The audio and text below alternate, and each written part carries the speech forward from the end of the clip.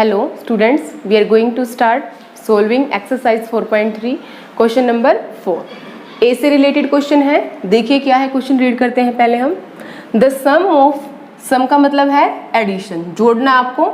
Reciprocal, reciprocal का मतलब क्या है, उल्टा। जैसे मैंने लिखा है यहाँ पे x बाय 1, इसका उल्टा क्या होगा 1 बाय x। मैंने लिख दिया 5 बाय 6, इसका रेसिप्रोकल क्या होगा 6 बाय 5। तो यहाँ से रेसिप्रोकल का मतलब आ गया होगा आपको समझ। रेसिप्रोकल ऑफ रहमान्स एज, कोई रहमान है उसकी एज का आपको क्या करना है, रेसिप्रोकल लेना है। और जो एज है वो किसके अंदर है, ईयर्स के अंदर है।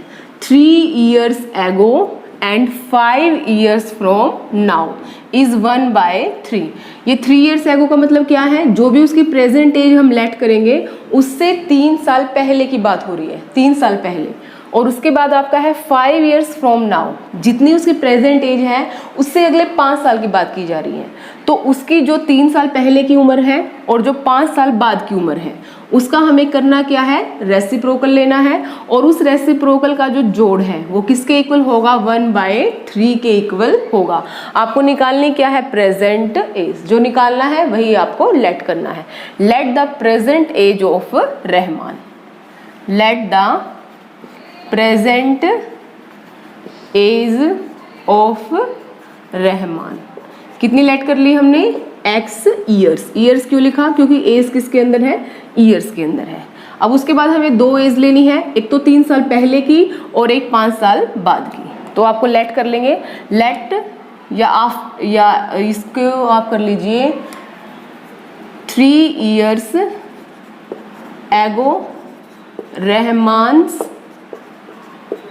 एज इज इक्वल टू, 3 साल पहले जो रहमान की जो एज थी वो कितनी थी। देखो प्रेजेंट कितनी माननी है हमने, x माननी है। और 3 साल पहले जितनी ये है इसमें से हम क्या कर देंगे, 3 माइनस कर देंगे, क्योंकि 3 साल पहले की एज की बात की गई है। एट प्रेजेंट मान लिया अब आपकी एज है 15 और 3 साल पहले कितनी होगी, 12 होगी। तो यहाँ पे हमें नहीं पता है 15 है क्या है, हमें तो क्या की है, ये लेट की है। अब इसी के अकॉर्डिंग हम क्या करेंगे, जितनी भी प्रेजेंट एज थी उसमें से हम क्या कर देंगे, 3 माइनस कर देंगे। अब हमें करना क्या है, रेसिप्रोकल लेना है। तो रेसिप्रोकल ऑफ रहमान्स एज, 3 साल पहले की जो उसकी एज है उसका रेसिप्रोकल किसके इक्वल होगा। अब इसको हम क्या लिख रहे हैं, x माइनस 3 बाई 1। तो रेसिप्रोकल क्या हो जाएगा, 1 बाय x माइनस 3, क्योंकि हमें रेसिप्रोकल को यूज करना है क्वेश्चन के अंदर। सोल्व करने के लिए हमें यूज क्या करना है, रेसिप्रोकल को यूज करना है। अब उसके बाद फिर से 3 साल की आपने देख ली, उसके बाद आपको देखनी है 5 साल बाद की। 5 years from now age of Rahman will be, कितनी एज हो जाएगी रहमान की, अभी से 5 साल बाद। अभी देखो प्रेजेंट कितनी है उसकी, हमने कितनी लेट की है, x लेट की है। और इसके 5 साल बाद कितनी हो जाएगी, जो भी प्रेजेंट है उसमें हम क्या कर देंगे, 5 ऐड कर देंगे। तो ये हो जाएगी उसकी 5 साल के बाद। फिर उसके बाद इसका भी हमें क्या करना है, reciprocal age of Rahman will be. Reciprocal क्या होगा, इसके बारे में हम 1 लगा सकते हैं। तो रेसिप्रोकल का मतलब क्या हो जाएगा, 1 बाय x प्लस 5। क्या किया हमने, रहमान की एज को लेट कर लिया है। फिर उन्होंने बोला 3 साल पहले, 3 साल पहले कितनी हो जाएगी, x माइनस 3। उसका हमें करना क्या है, रेसिप्रोकल यूज करना है। हमने रेसिप्रोकल कर लिया है। फिर उन्होंने बोला 5 साल बाद जो प्रेजेंट एज है उससे कितनी हो जाएगी आपकी, x प्लस 5 हो जाएगी। फिर से उसका हमने क्या कर लिया है, रेसिप्रोकल कर लिया। अब क्वेश्चन के अकॉर्डिंग देखिए इक्वेशन कैसे बनेगी हमारे पास। अकॉर्डिंग टू क्वेश्चन इन्होंने बोला है सम ऑफ रेसिप्रोकल, सम मतलब हमें क्या करना है, प्लस साइन यूज करना है। और किसका प्लस करना है हमें, जो भी रेसिप्रोकल एज है 3 साल पहले की और 5 साल बाद की। तो मैं इसको लिख सकती हूँ 1 by x plus x minus 3, क्योंकि 3 साल पहले की एज है ये। और प्लस का मतलब क्योंकि इन्होंने बोला यहाँ पे हमें क्या यूज करना है, सम करना है। किस एज का, 5 साल बाद वाली जो एज होगी, 1 बाय x प्लस 5। और किसके इक्वल बोला इन्होंने, कितनी हो जाएगी उसकी एज, 1 बाय 3 के इक्वल। पता चला कैसे बनाया हमने ये। सम करना है। किसका सम करना है? रेसिप्रोकल एज का सम करना है। रेसिप्रोकल एज कौन सी है? एक तो 3 साल पहले की है और एक 5 साल बाद की है। और क्या बोल रहा है क्वेश्चन में, कितनी हो जाएगी रेसिप्रोकल एज का सम? 1/3 के इक्वल हो जाएगा। अभी हमें करना क्या है इसको स्टैंडर्ड फॉर्म के अंदर लिखना है और इससे हमें इक्वेशन बनानी है। तो कीजिए, कैसे कर सकते हैं इस क्वेश्चन को सोल्व हम? यहाँ पे लेना पड़ेगा हमें एलसीएम, x - 3 x + 5, ये आ गया हमारे पास एलसीएम। इससे कैंसिल हो जाएगा, ये बचेगा और इसकी मल्टीप्लिकेशन 1 से होगी तो क्या आ जाएगा हमारे पास x + 5। उसके बाद प्लस साइन है, प्लस लगा दिया हमने, इससे ये कैंसिल हो जाएगा, बचेगा क्या हमारे पास x - 3 और x - 3 की 1 से मल्टीप्लिकेशन के बाद क्या बचेगा हमारे पास? सेम ही आएगा x - 3। अब देखिए यहाँ पे प्लस का साइन है तो यहाँ पे साइन के अंदर कोई चेंज नहीं होगा, इसको आप हटा सकते हो ब्रैकेट को, क्योंकि यहाँ पे कोई भी माइनस का साइन नहीं है। = 1/3। अब आपको करना क्या है, यहाँ से देखिए x और x हमारे पास क्या आ गया है? 2x आ गया है। इसको हम क्या लिख सकते हैं? 2x। ये क्या है आपके पास? माइनस का 3 है और प्लस का 5 है, तो इसको सोल्व करेंगे तो क्या आएगा आपके पास? प्लस का 2 डिवाइड बाय, इसकी मल्टीप्लिकेशन इससे करेंगे, -3 की मल्टीप्लिकेशन इससे करेंगे। तो सोल्व कर लीजिए, x की मल्टीप्लिकेशन करनी हमें x + 5 के साथ, उसके बाद ये माइनस है -3, इसकी भी मल्टीप्लिकेशन हमें किसके साथ करनी है? x + 5 के साथ = राइट साइड में देखिए क्या है हमारे पास? 1/3। कीजिए इसको सोल्व, 2x + 2, ये एज इट इज लिख दिया हमने। x की मल्टीप्लिकेशन x के साथ होगा तो क्या आएगा आपके पास? x का स्क्वायर, प्लस साइन है लगा दिया हमने, x की 5 के साथ 5x, -3 की x के साथ -3x, प्लस और माइनस से साइन में क्या आ जाएगा? यहाँ पे माइनस ब्रैकेट के बाहर है, प्लस अंदर है तो प्लस माइनस माइनस, 3 की 5 के साथ 15 = 1/3। अभी करना क्या है आपको? Cross multiplication. क्रॉस मल्टीप्लिकेशन से सोल्व करेंगे हम। 3 की मल्टीप्लिकेशन इस पूरे के साथ हो जाएगी और 1 की मल्टीप्लिकेशन पूरे से करोगे तो क्या आएगा आपके पास? सेम ही बचेगा ये आपका। यहाँ पे कर लेते हैं इसको, देखिए हमारे पास क्या है? 3 की मल्टीप्लिकेशन करनी है हमें 2x + 2 के साथ, 3 × 2x + 2 = 1 की मल्टीप्लिकेशन करनी पूरे के साथ, सेम आएगा। अब देखिए x के लिए लिख लिया हमने। अब यहाँ पे है प्लस का 5x और माइनस का 3x, इसको हम सोल्व करेंगे तो क्या आ जाएगा हमारे पास? प्लस का 2x, ये कितना आपके पास? माइनस का 15। नेक्स्ट आपका स्टेप क्या होगा? इस 3 की मल्टीप्लिकेशन पूरे के साथ करनी है आपको, कर दीजिए। 3 × 2 6x + 3 × 2 6 = अब देखिए इक्वल टू में है आपका, मैं ये क्या कर रही हूँ यहाँ पे? नेक्स्ट स्टेप क्या है? इन सभी को मैं लेफ्ट साइड शिफ्ट कर रही हूँ और जब लेफ्ट साइड हम इसको शिफ्ट करेंगे तो जो भी साइन है आपके वो क्या हो जाएंगे? चेंज हो जाएंगे। जो प्लस में है वो माइनस में हो जाएगा और जो माइनस में है वो प्लस में। ये प्लस में आपका साइन इस साइड लेके आएंगे तो ये हो जाएगा आपका माइनस में। ये प्लस में है, ये आ जाएगा आपका माइनस में, और ये आपका माइनस में है, यहाँ पे साइन आ जाएगा आपका प्लस में = 0। अब इसको क्या करना है आपको? स्टैंडर्ड फॉर्म के अंदर लिखना है। तो लिख दीजिए स्टैंडर्ड फॉर्म के अंदर पहले x² लिखा जाएगा, फिर x लिखा जाएगा, फिर जो आपका बचा हुआ है कॉन्स्टेंट टर्म फिर वो लिखेंगे हम। तो देखिए सबसे पहले x क्या है हमारे पास? -x², ये है आपका स्टैंडर्ड फॉर्म के लिए। अब उसके बाद दूसरा आपके पास है x, ये है आपका प्लस का 6x, ये है आपका माइनस का 2x। तो सोल्व करने के बाद क्या आएगा आपके पास? प्लस का 4x, क्योंकि 6 में से 2 माइनस करेंगे तो कितना आएगा आपके पास? 4। यहाँ पे है 6 प्लस का, यहाँ पे 15 है आपका प्लस का, 6 + 15 कितना आ जाएगा आपके पास? 21 = 0। अब देखिए यहाँ से अगर हम माइनस कॉमन ले लें तो सभी के साइन क्या हो जाएंगे? चेंज हो जाएंगे, क्योंकि आप क्या करें यहाँ से जो आपको माइनस नजर आ रहा है x² के सामने, इस माइनस को आपको क्या करना है? हटाना है।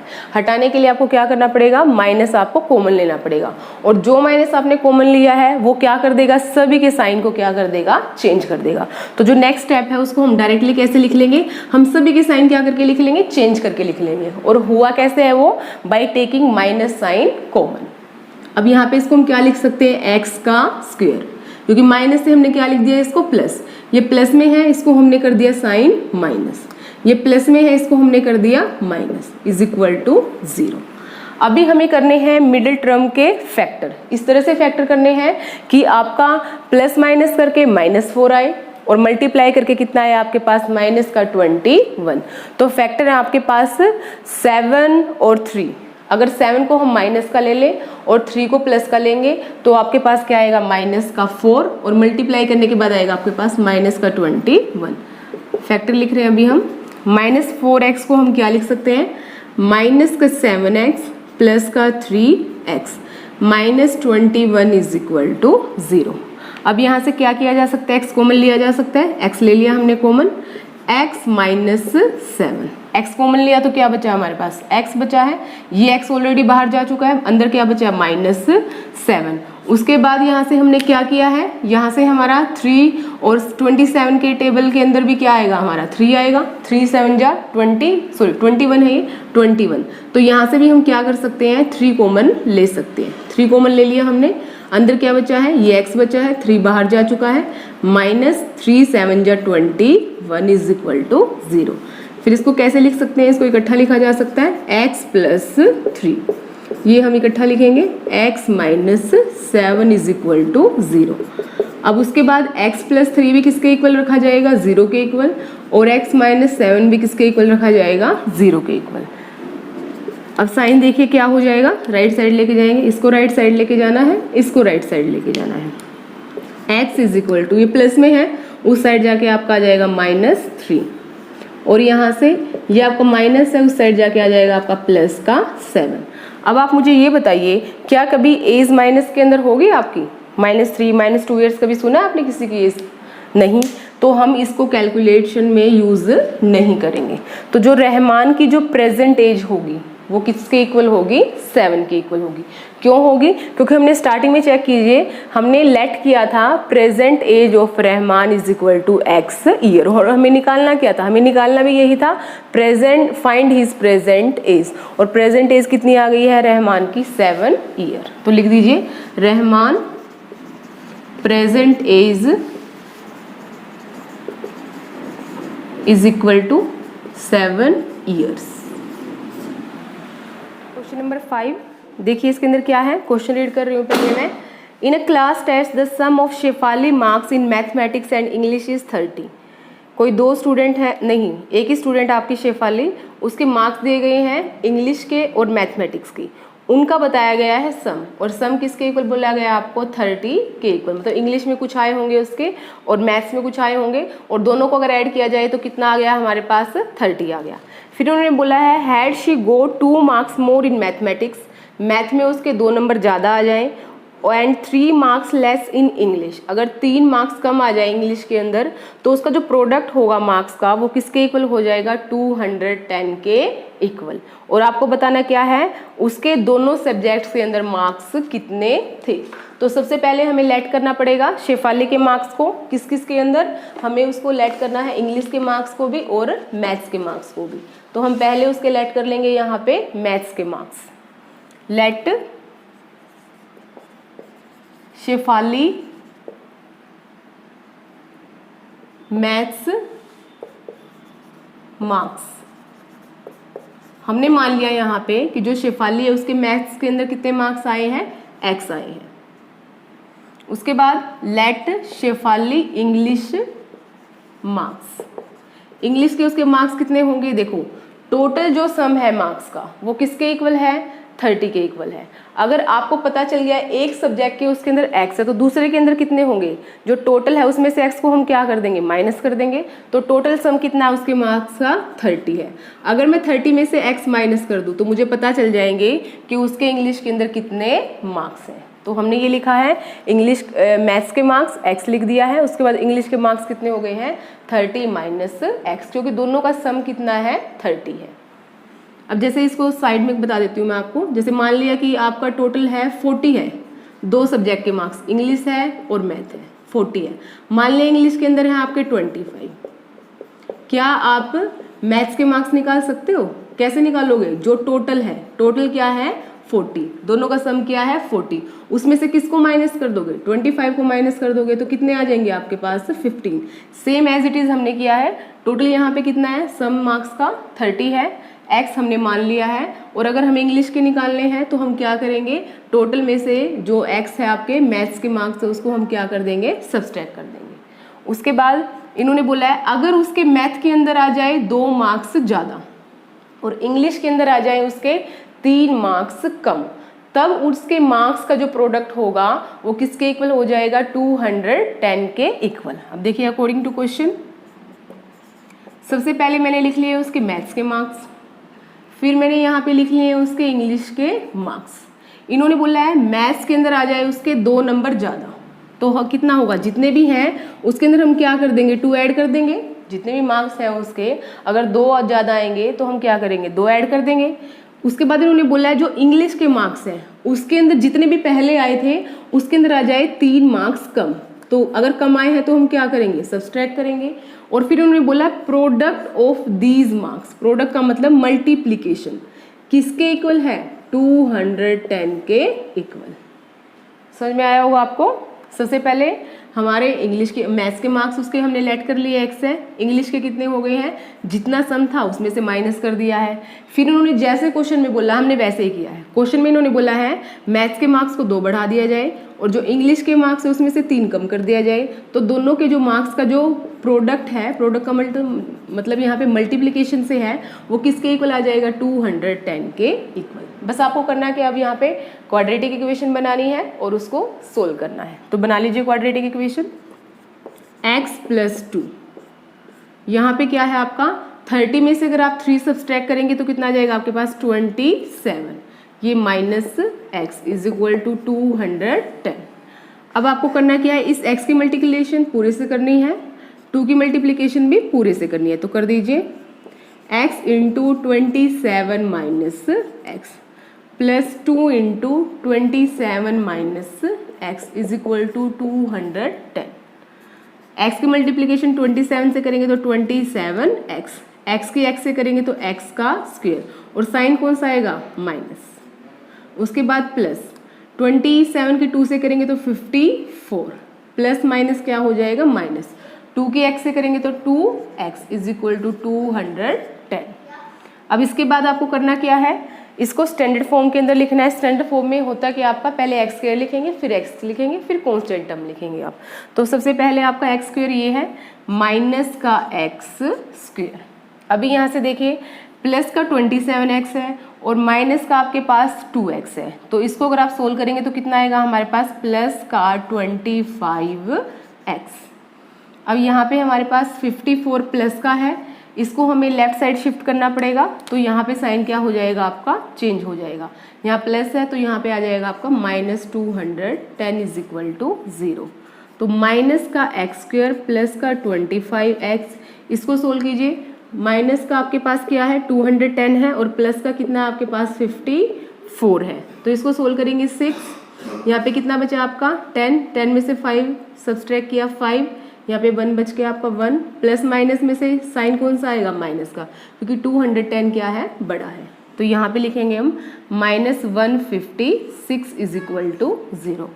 अभी जैसे हमने पिछले क्वेश्चन के अंदर किया था, हमें करना क्या है, यहाँ से हमें माइनस को हटाना है, तो हमें पूरे इस इक्वेशन के अंदर से माइनस क्या करना पड़ेगा, कॉमन लेना पड़ेगा। और माइनस कॉमन लेके दिखाने की जरूरत नहीं है आपको क्या करना है, सभी के साइंस को आपको क्या कर देना है, चेंज कर देना है। जहाँ पे माइनस है वहाँ पे प्लस, और जहाँ पे प्लस है वहाँ पे माइनस। तो कर दीजिए स्टैंडर्ड फॉर्म के अंदर इसको x², ये माइनस से प्लस हो गया, इसको प्लस से हम क्या लिख सकते हैं, माइनस लिख सकते हैं। ये माइनस से क्या हो जाएगा आपका प्लस। ये आ गई आपके पास यहाँ से क्वाड्रेटिक इक्वेशन। अभी हमें क्या करना है, इसका सॉल्यूशन करना है। तो सॉल्यूशन करने के लिए आपको क्या करना है, यहाँ से आपको करने हैं फैक्टर्स। तो फैक्टर्स देखिए क्या क्या होंगे।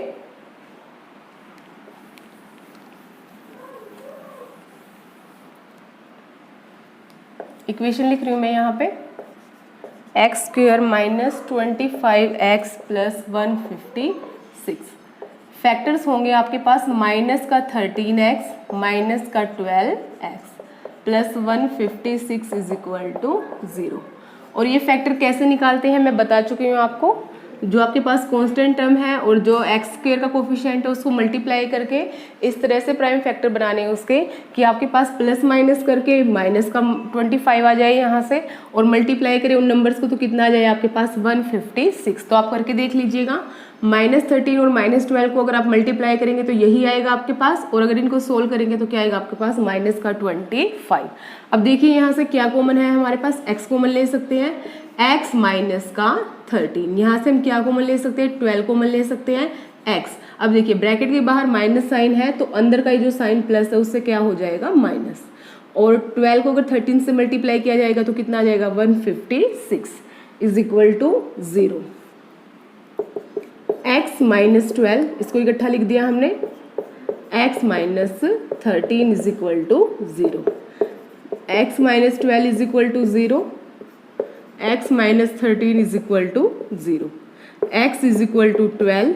यहाँ से x कितना आ गया हमारे पास 13। x की वैल्यू आपको पता है, दो वैल्यू आई है, एक 12 आई है और एक आई है आपकी 13। अब क्वेश्चन पे चलिए, जो आपने क्वेश्चन में लेट किया था, आपने लेट किया था कि मैथ्स के मार्क्स कितने हैं x है। मैथ्स के मार्क्स 12 भी हो सकते हैं उसके, मैथ्स के मार्क्स उसके 13 भी हो सकते हैं। अगर उसके मैथ्स के मार्क्स अगर हैं, मैथ्स के मार्क्स उसके अगर हैं 12 तो उसके इंग्लिश के मार्क्स कितने होंगे। इंग्लिश के मार्क्स देखिए किसके इक्वल है, 30 माइनस एक्स, 30 माइनस 12 तो कितना आ गया हमारे पास 18। क्या आ गया हमारे पास यहाँ से 18। अभी देख लो आप, इन्होंने यही बोला था ना कि जो मैथ के मार्क्स है और जो इंग्लिश के मार्क्स है अगर उनको हम ऐड कर दे तो कितना आएगा हमारे पास 13। 12 और 18 को ऐड करोगे तो कितना आएगा 30 आएगा हमारे पास। उसके बाद नेक्स्ट है आपका, अगर मैथ्स के मार्क्स इफ लगा लीजिए यहाँ पे, if maths marks is equal to, देखो एक बार तो हमारे 12 वैल्यू रखनी पड़ेगी x की जगह पे, क्योंकि यहाँ पे ये भी प्लस है और ये भी क्या है आपका प्लस है, तो दोनों ही वैल्यू को हम कैलकुलेट यहाँ या काउंट कर सकते हैं यहाँ पे। तो x यहाँ पे कितना आ गया आपका 13, मतलब मैथ्स के मार्क्स कितने, अगर हम उसके 13 मानते हैं तो उसके इंग्लिश के मार्क्स कितने होंगे 30 माइनस एक्स के इक्वल है। 30 माइनस एक्स कितना है यहाँ पे 13 है तो 17।